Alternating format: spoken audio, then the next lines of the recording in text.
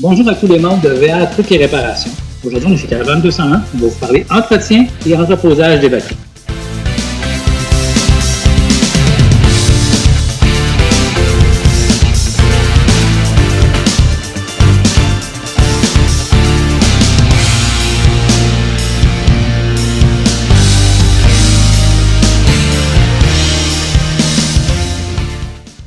Salut Jean-Luc, il y a plusieurs de nos membres qui se posent la question, on fait quoi avec les batteries rendues à l'automne? On les entrepose, on les laisse dans la roulotte, qu'est-ce qu'on fait?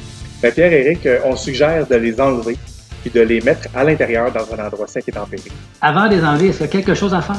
Oui, on vous suggère de prendre une photo de votre ensemble pour pouvoir vous souvenir où sont les fils pour rendre au printemps. C'est une bonne idée. Oui, parce que c'est important de ne pas inverser les fils, sinon vous pouvez endommager des parties ou des modules électroniques dans votre... Une fois que les batteries sont enlevées, qu'est-ce qu'on fait avec les fils? On prend le fil positif puis on l'attache dans un endroit sécuritaire pour pas qu'il touche au frein. Comme ça va empêcher de faire des courts-circuits si jamais on branche votre véhicule après la nuit. Ou si jamais il y a un panneau solaire qui est encore installé. Ou si jamais il y a un panneau solaire passé. OK. Tantôt, Jean-Luc, tu nous as mentionné que la batterie, il fallait la rentrer à l'intérieur.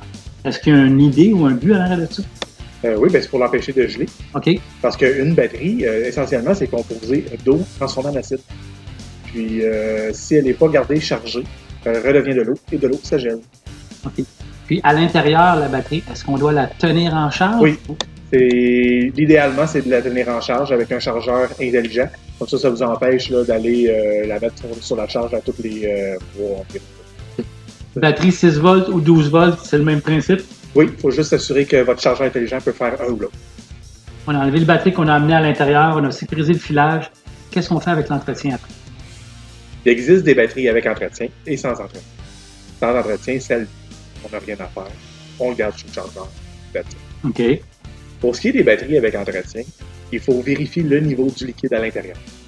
Y a-t-il quelque chose à faire en spécial? Ben, si jamais il manque de liquide, il faut mettre de l'eau distillée. Absolument. Pas de l'eau du robinet.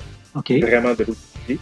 Parce que c'est la seule eau qui va permettre que la batterie retrouve son acidité. OK. Un coup que c'est fait, on peut mettre le chargeur dessus et garder les batteries chargées. Jean-Luc, il y en a qui ont un panneau solaire et ils veulent laisser leur batterie dans le motorisé tout l'hiver. Est-ce qu'on peut faire ça?